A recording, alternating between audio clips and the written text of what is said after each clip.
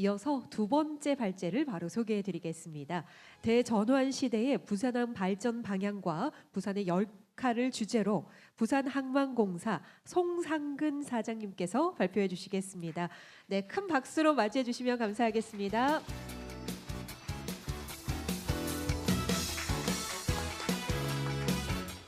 예, 여러분 대단히 반갑습니다. 부산항만공사 사장 송상근입니다. 먼저 제가 참 이렇게 석학분들이 계시고 또 우리 부산연구원의 그 박사님들 계신데 앞에서 이런 발표를 하는 게 맞는가 싶기도 한데, 또 오늘 주제가 북극항로고인 만큼 저희 부산항이 하고 있는 부산항의 어떤 위상이라든지 앞으로의 어떤 우리 부산항의 발전 방안에 대해서 소개 드리는 것도 의미가 있겠다 싶어가지고 오늘 제가 이 마이크를 잡았습니다. 오늘 제가 말씀드릴 부분은 대전환 시대의 부산항의 어떤 발전 방향과 그리고 부산의 역할에 대해서 제가 말씀드리도록 하겠습니다. 먼저 부산항의 현황에 대해서 간략하게 이렇게 소개드리고요. 그 다음에 아까 우리 존경하는 임정덕 우리 명예 교수님께서 여러 번 강조하셨습니다만은 지금 전 세계가 완전 대전환의 시대입니다. 여러분 다들 다 아시지 않겠습니까? 그 대전환 시대의 키워드가 여러 논의가 있을 수 있습니다만은 제가 보기에는 요 탈탄소 부분하고 디지털 부분이다. 특히 AI를 중심으로 하는 디지털 전환 이 부분이 되겠죠, 그죠? 그래서 요 두 가지의 어떤 큰 대전환으로 어떻게 보면 이렇게 하나의 패러다임이 바뀌는 시기인 것 같은데요. 거기에 대해서 우리 부산항은 또 어떻게 준비하고 있는지, 그리고 이 부분이 결국은 북극항로하고도 관련이 되고요. 아까 우리 교수님께서 말씀 주신 우리 그 인재 양성, 특히 부산대뿐만 아니고 우리 부산에 있는 지역에 있는 대학들 산업이 어떻게 연계되어야 되는지 하는 그런 부분도 아울러서 말씀을 드리도록 하겠습니다. 이제 부산항에 대해서 여러 가지 이제 말씀을 드리고 싶은데요. 부산항은 세계 7위의 컨테이너 항만입니다. 그리고 세계 2위의 한적 항만인 거죠. 예를 들면 작년에 물동량이 예를 들면 여기 보시면 작년에 저희 부산항이 2,440만 TU를 처리했습니다. 2,440만 TU를 처리해가지고 세계 7위의 컨테이너 물량을 처리했고요.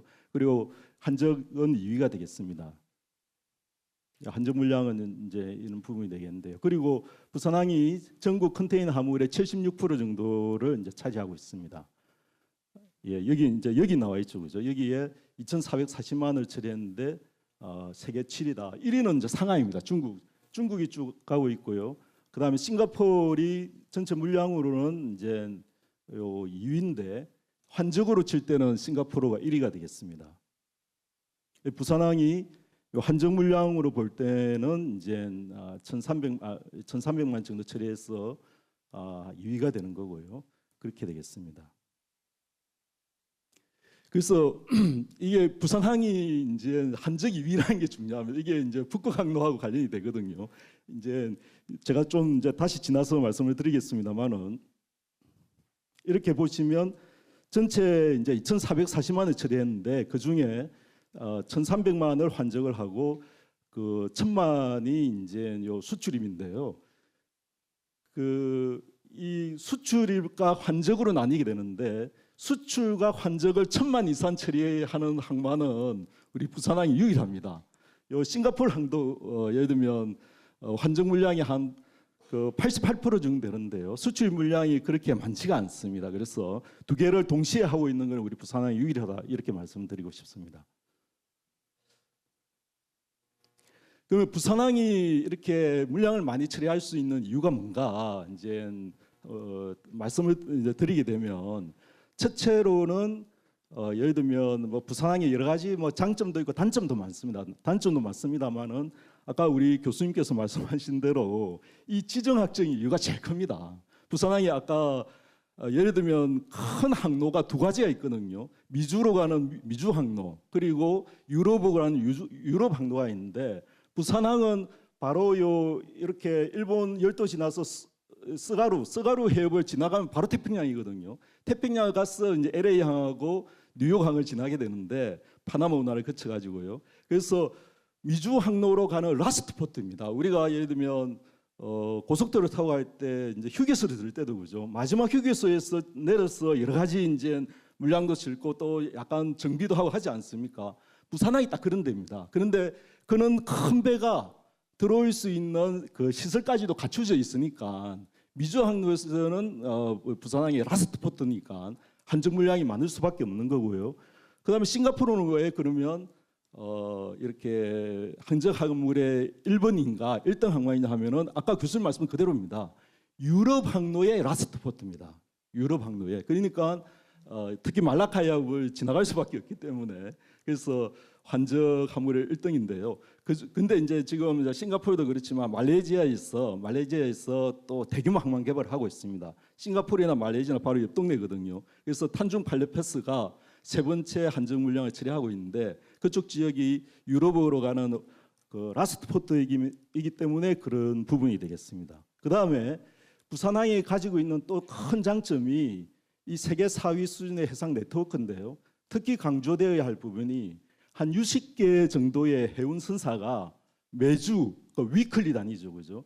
270여 개의 항로가 우리 부산항을 들어옵니다. 그러니까 어떻게 보면 거미줄 같이 17주 같이 이렇게 부산항이 연계되어 있는 거죠. 그것도 우리가 환적 중심항, 환적 거점항이 될 수밖에 없는 그런 요인이 있다고 볼 수 있겠습니다.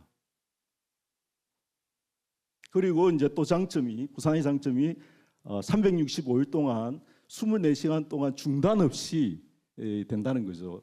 딱 이틀 쉽니다. 365일 중 이틀 쉬는데요. 하나는 추석 명절 때 쉬고요. 그 다음에 우리 구정, 구정 때 이틀 쉬고 다 운항을 하고, 그 다음에 여러 가지 뭐 상해나 닝보가 물량을 많이 처리합니다만은 그쪽에는 또 안개가 많습니다. 안개가 많아가지고 여러 가지 대기 시간, 선박 대기 시간도 많은데, 우리 부산항은 상대적으로 그런 부분도 아주 우수하다고 할 수 있고, 여기 있습니다만은 각 지역에서의 어떤 그런 매출 부분, 특히 우리 부산과 이웃 경남 지역의 그런 총 매출 부분도 많이 이제 늘고 있다고 볼 수 있겠습니다.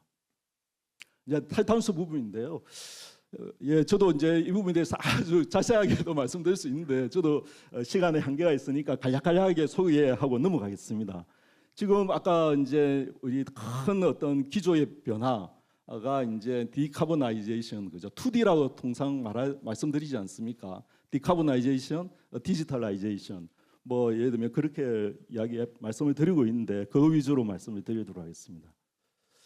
그러니까 뭐 이 부분은 다들 너무 잘 아시니까 제가 반복하지는 않겠습니다. IMO를 중심으로 탈탄소 규제가 이렇게 이루어지고 있고요.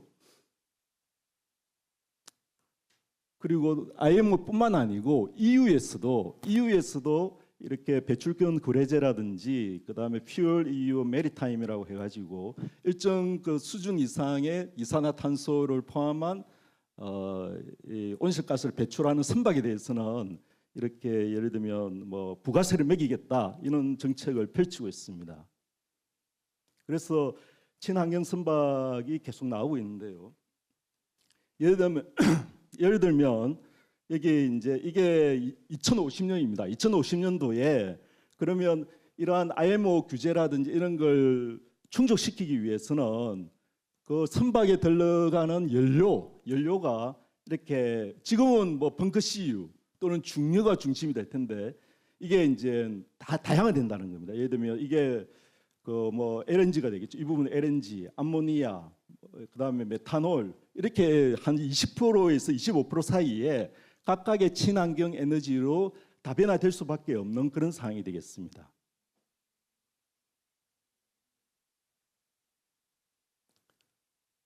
그래서 이제 전 세계에서 특히 유럽을 중심으로 해가지고요, 이런 친환경 에너지를 확충하기 위해서 그린 코리도라는 걸 하고 있고요. 우리나라도 이 그린 코리도, 그린 shipping 코리도죠, 그죠? 녹색 해운 항로라는 걸 하고 있는데요.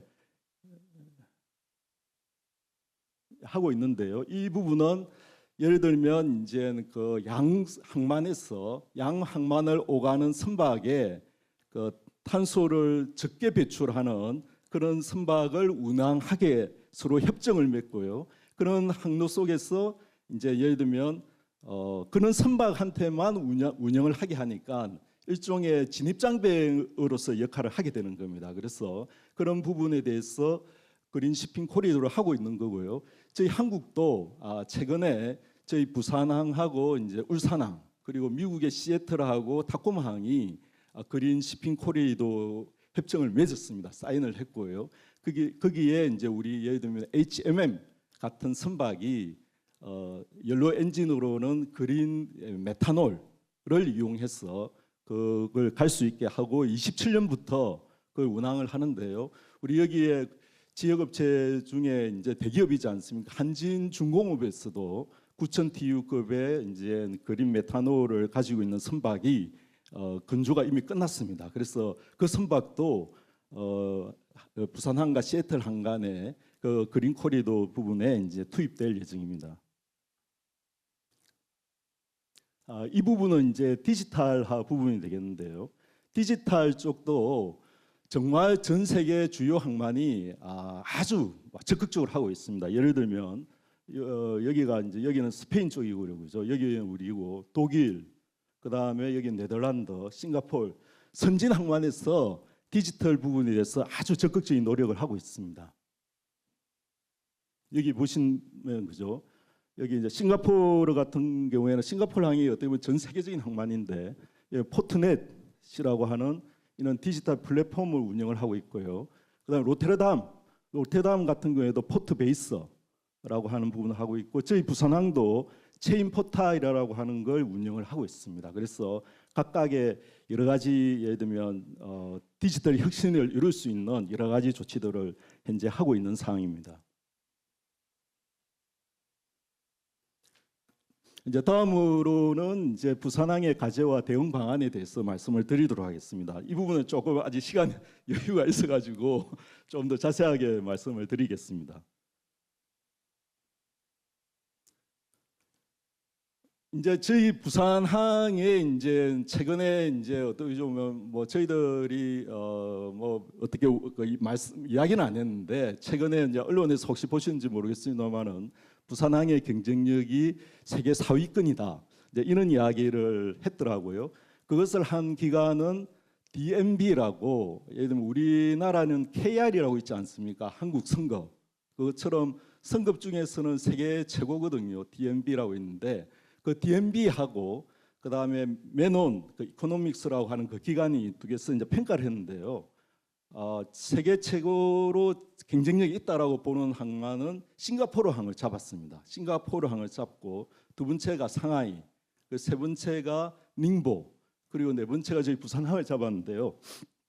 거기서 잡은 여러 가지 이유 중에 하나가 앞으로 부산항의 발전 가능성, 지금 현재 여러 가지 시스템도 있습니다만은 발전 가능성을 많이 잡았습니다. 지금 저희 부산항 자체에 지금 이렇게 하고 있는 게 지금은 신항 붐이 되겠죠, 그죠? 신항을 여기 북항, 요 북측 컨테이너 이게 남측, 서측인데요. 이 서측에서 지금 세계 선석은 작년 4월달에 이제 오픈을 해가지고 운영이 되고 있습니다. 소위 말하는 동원 터미널이 되겠죠, 그죠?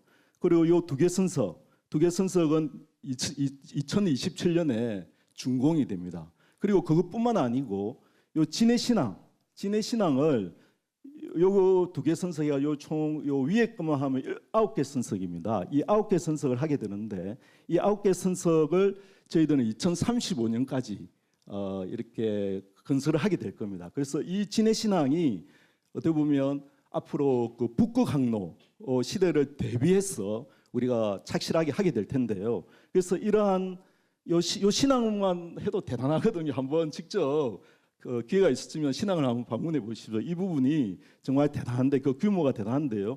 거기 거의 비슷한 규모의 진해신항을 앞으로 이제 이렇게 지어 나가는 거죠.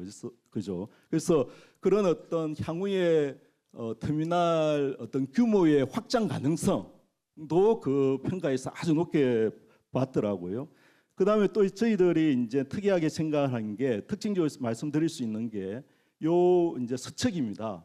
이 동원에서 운영하고 있는 이 서척 5개 선석은 완전 자동화입니다. 완전 자동화. 그러니까 사람이 필요 없는 거죠. 무인으로 움직이는 완전 자동화를 지금 현재 하고 있고요. 그런 부분들도 아까 우리 교수님께서 이제 AI 분야도 물류 관점에서 더 도입되고 있을 거다라고 말씀했는데 실제로 도입이 되고 있습니다. 이 부분이 디지털 혁신을 통해서 지금 완전 자동화를 하고 있고, 그리고 향후에 이 부분을 더 고도화해 나갈 겁니다. 그 계획도 향후에 제가 설명을 드리도록 하겠습니다. 이제 이 부분이 이제 부산 신항하고 여기 이제 부산 신항이 되겠죠, 그죠? 부산 신항이고 이게 서척입니다. 아까 완전 자동화한다는 부분이 여기고요. 여기에 이렇게 이어서 진해 신항이 이루어질 텐데 여기는 산들을 다 이렇게 드러내고 또 바다 부분은 다 메울 겁니다. 그래서 요 서척하고 그다음에 요 진해 신항이 바로 연계될 수 있도록 그렇게 지금 저희들 계획을 하고 있습니다.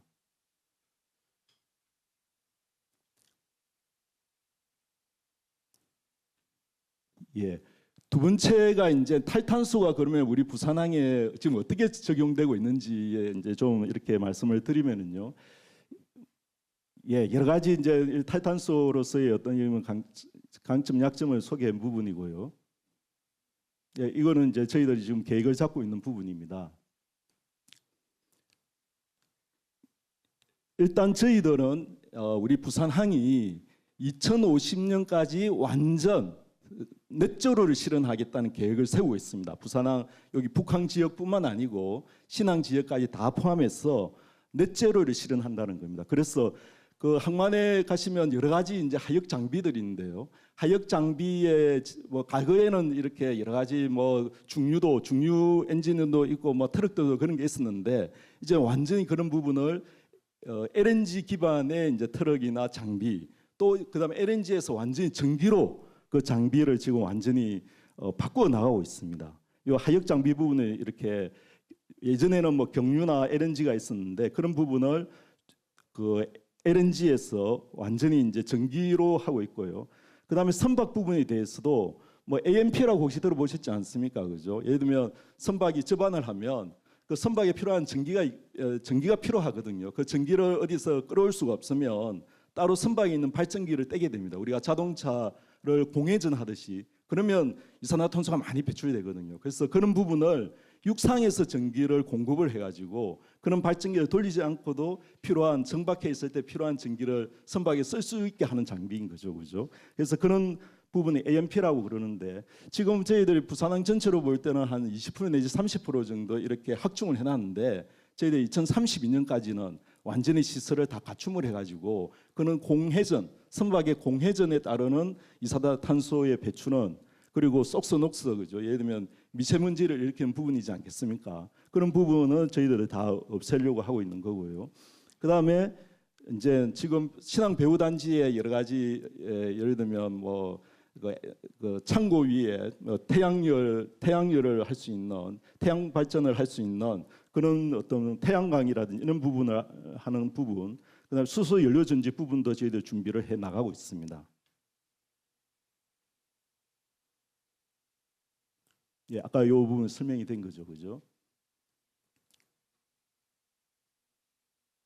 그 다음에 또 하나가요.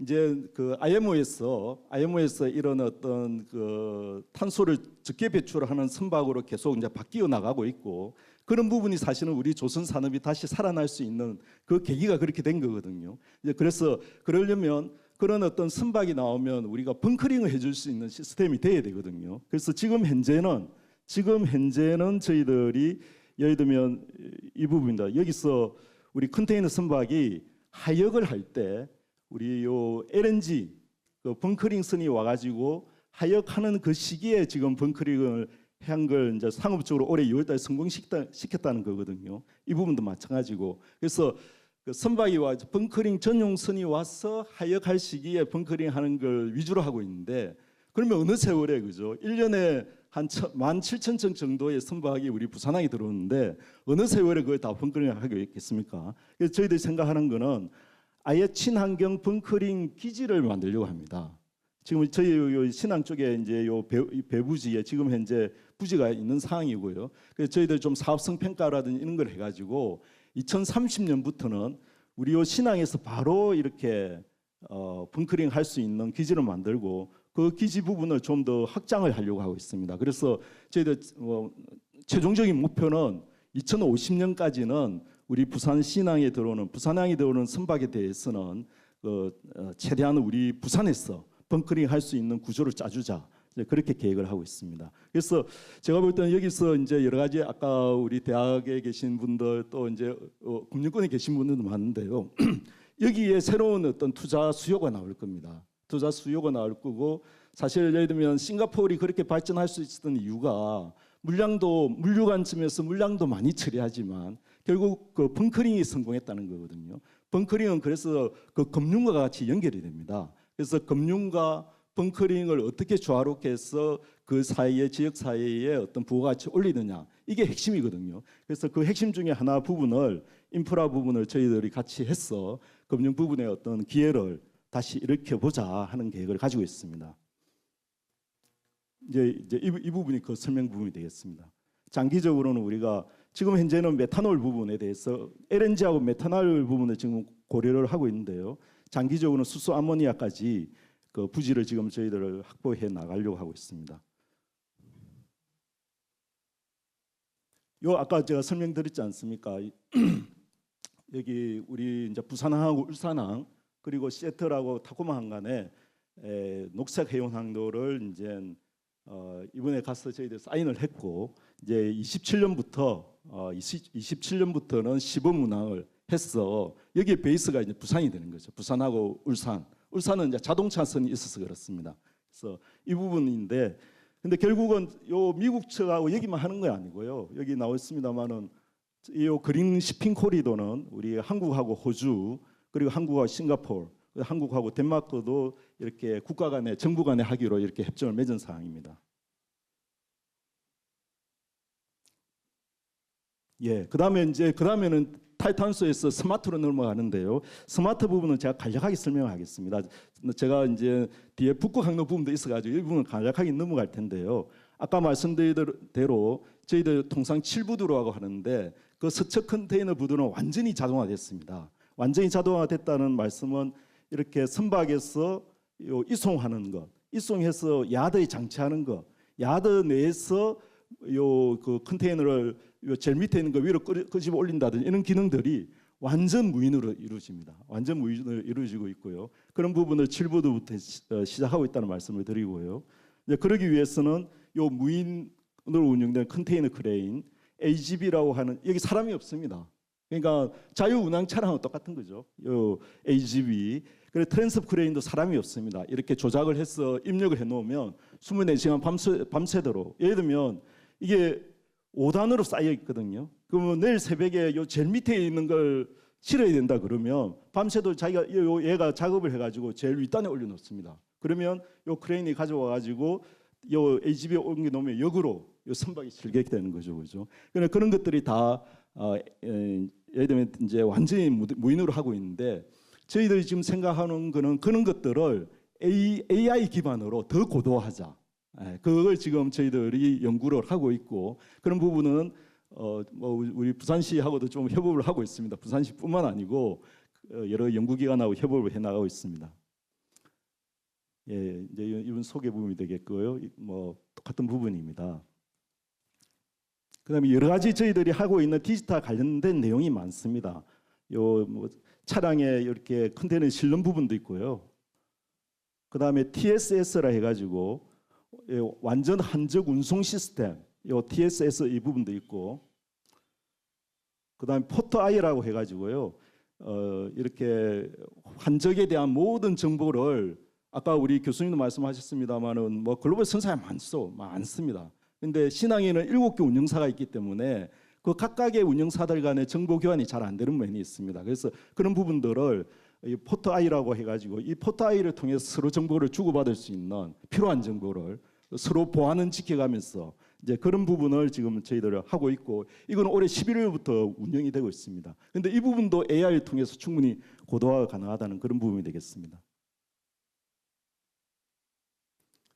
예. 자, 그래서 제가 이제 북한도 강조드리려고 이렇게 말씀드리는데요.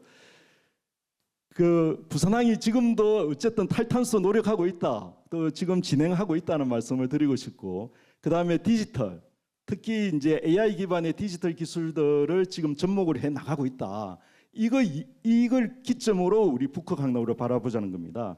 북극 항로의 기본적인 걸 다 말씀하셨어요. 교수님께서 좋은 말씀해 주셨고 인사이트를 주셨는데요. 지금 예를 들면 부산항이 환적 거점이 될 수 있었던 거는 아까 말씀드렸죠, 그죠? 미주 항로의 라스트 포트이기 때문이다. 그러면 또 하나의 거대 메인 트렁크가 유럽 항로인데, 유럽 항로의 라스트 포트는 싱가포르하고 말레이시아거든요. 그런데 이 북극 항로가 열리게 되면 한국 부산에서 바로 이렇게 갈 수 있기 때문에 유럽 항로마저도 우리가 라스트 포트의 기회를 가진다. 이제 이 부분이 일단 왜 부산항이 주목받느냐, 이 부분이 될 수 있는 거죠. 그래서 이제 우리가 좀 더 이제 부산항에서 부산항을 기점으로, 부산항을 관점으로 해가지고 거점으로 해가지고 우리가 북극 항로에 대한 여러 가지 이제 전략과 이런 부분을 이제 만들어 나가자는 건데, 맞습니다. 그 북극 항로는 주로 이제 예를 들면 러시아 쪽에 여러 가지 이제 그 LNG라든지 자원, 또 뭐 알래스카나 만약에 그린란드에 자원이 있다면 그런 자원에 대한 화물이 우선일 겁니다. 컨테이너를 가지고 북극 항로 이야기하기에는 아직도 많이 시기상조인 거죠. 그래서 그런 관점에서 저희들은 볼 때 부산항뿐만 아니고 예를 들면 뭐 포항이나 이렇게 마산, 그러니까 범불경 관점에서의 어떤 그런 걸 같이 볼 필요가 있다. 그런 말씀을 드리고 싶습니다.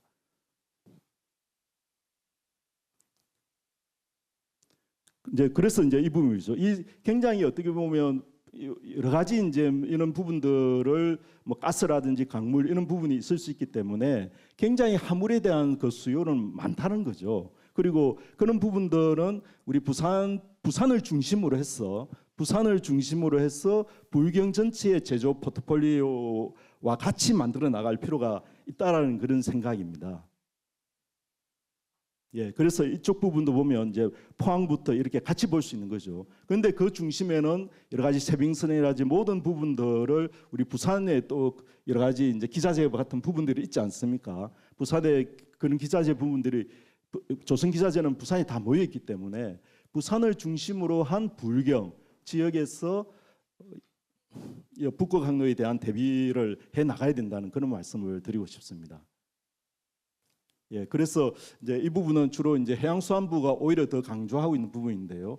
이제 수도권이, 서울을 중심으로 한 수도권이 하나의 축이라면 그 하나의 축만 가지고는 우리나라 경제가 지속 가능하지 않다는 거죠, 그죠? 지금 우리나라의 잠재 성장률이 1%대로 내려왔습니다. 예전에 2%가 넘었었는데 1%대로 내려왔는데 이 잠재 성장률을 가지고는 우리나라 경제가 지속 가능하지 않다는 거죠, 그죠? 그러면 새로운 하나의 경제권이 형성돼야 되는데 그 경제권을 이렇게 우리 부산을 중심으로 한 불경에 또한 해양 수도권 그죠? 특히 그 중에서도 불경이 중심입니다. 불경 중에서도 부산이 중심인 거죠. 우리 부산을 중심으로 한 해양 수도권이라는 걸, 수도권, 서울과 경기도가 있는 그런 어떤 수도권과 대비되는, 혹은 그걸 보완 발전할 수 있는 부산 중심의 해양 수도권을 다시 만들어서, 비행기가 날려면 엔진 하나 가지고 날기가 쉽지 않잖아요.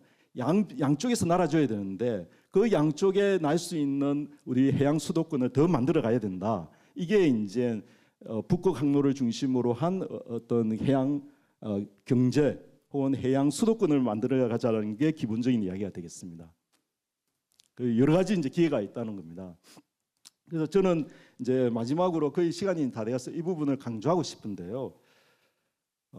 아까 말씀드린 대로 부산항을 중심으로 부산이 여러 가지 산업이 많지 않습니까? 근데 최근에 이제 예를 들면 이런 자조도 있지 않습니까? 예를 들면 예전에 그 많던 일자리 많이 다 없어지고, 예를 들면 뭐 소위 말해서 뭐 노인과 바다 뭐 이런 우스갯소리도 이야기 나올 정도로 우리 부산 권역에 과연 좋은 일자리가 얼마나 있느냐.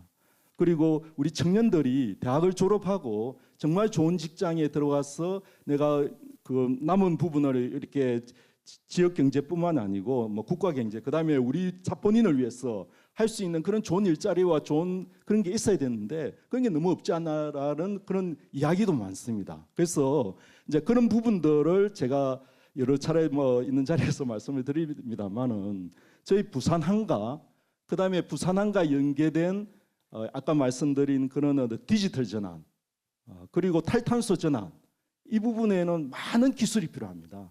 이게 그냥 되는 게 아닙니다. 그리고 이 부분은 유럽이 되게 앞서가 있는데요. 유럽이 앞서가 있고 유럽이 굉장히 많이 주장을 합니다. 예를 들면 IMO 같은 데서도 유럽의 뭐 덴마크, 독일, 프랑스뿐만 아니고요. 빨리 탈탄소 목표를 더 높게 잡자라고 유럽이 많이 주장을 합니다. 왜 그렇겠습니까? 그죠? 유럽 EU 국가들이 우리가 도덕적으로든지 혹은 우리가 더 우위에 있다. 우리는 친환경이다. 그것만 있어서 그렇겠습니까? 저는 그렇게 안 봅니다. EU 국가들은 그걸 그렇게 IMO에서 탈탄소와 관련된 그런 기준을 높이더라도 자기 나라 산업이 더 발전할 수 있는 기회가 되기 때문에 그걸 해낼 수 있던 자신감이 있어서 그런다고 보거든요.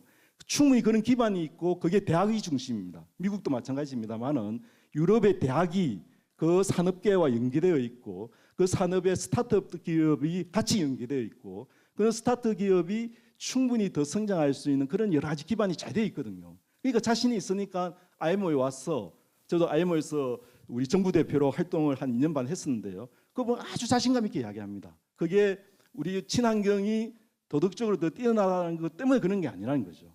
그렇게 했을 때 자기 산업을 살릴 수 있다는 그런 어떤 자신감에 하에서 한다고 보거든요. 그래서 저는 우리나라도 충분히 그런 어떤 기술 발전에 대한 그런 어떤 축적된 게 힘이 있는 거고 특히 우리 부산하고 불경은 경남은 우리 조선 3사가 여기 있지 않습니까? 그리고 조선 기자재 연구소도 여기 있고 그리고 좋은 대학이 얼마나 많습니까? 부산대를 비롯한 우리 좋은 대학이 부산에 있기 때문에 그런 어떤 대학과 연구기관과 산업계가 그리고 또 저희 같은 부산항공사 같은 공공기관 그다음 부산시 같은 지방정부 해수부가 이번에 곧 내려오지 않습니까? 관련된 중앙정부가 하나로 힘을 모아야 된다는 거죠, 그죠? 이게처럼 힘을 모아야 되는데 문제는 전략입니다. 전략이 필요하거든요. 그냥 한다고 해서 막 되는 게 아니지 않습니까? 한정된 재원을, 한정된 예산을 또는 민간의 금융을 집중적으로 선택과 집중해서 쏟아줘야 되는데 그러려면 분명히 전략이 필요합니다. 그래서 물론 이제 국제연구기관인 KMI 같은 좋은 기관도 있고 여러 군데 있습니다만은 제가 볼 때는 그런 부분을 제일 잘할 수 있는 데가 저는 부산연구원이라고 생각합니다. 예. 그래서 제가 그런 경험이 있거든요. 제가 해수부에 뭐 오랫동안 한 30년 동안 이렇게 있다 왔는데 제가 그때 그 해양 클러스터 조성 사업 그걸 제가 가장 때 처음 시작했었거든요. 그때 우리 그 허윤수 박사님과 같이 했었습니다. 그래서 지금 우암지구가 지금 시범지구로 지정되어 가지고 지금 하고 있지 않습니까? 그 시범지구가 부산의 우암지구하고 광양항인데 그렇게 해서 법안을 만들고 지금까지 오게 된 계기도 부산연구원이 같이 우리가 협업을 해서 가능했던 거거든요. 그래서 오늘 그 부산연구원 발전 30주년 설립 30주년을 기념해서 이런 좋은 어떤 세미나에서 제가 이렇게 발표를 하게 돼서 영광이고요. 우리가 충분히 기회가 있다. 그리고 북극항로 시대에 우리가 그 대학과 그다음에 우리 산업계와 그다음에 우리 중앙정부 또 지방정부 이렇게 하는 데 있어 가지고 우리 부산연구원이 좋은 전략을 같이 상의해서 만들어 나간다면 저는 충분히 우리 불경이 특히 부산이 불경을 이끌어 나가고 그리고 그 해양 수도권의 중심을 이끌어 나가면서 저 서울을 중심으로 하는 그 수도권과 그 우리나라 경제를 다시 일으키는 거죠. 이게 쌍발의 엔진이 되는 거죠. 그런 역할을 저는 충분히 할 수 있다고 보기 때문에 하여튼 같이 잘 협력해서 좋은 결과로 만들어 나갔으면 좋겠습니다. 예, 저 발표는 여기서 마치도록 하겠습니다. 대단히 감사합니다. 네, 부산항만공사 송상근 사장님 귀한 발표 진심으로 감사드립니다.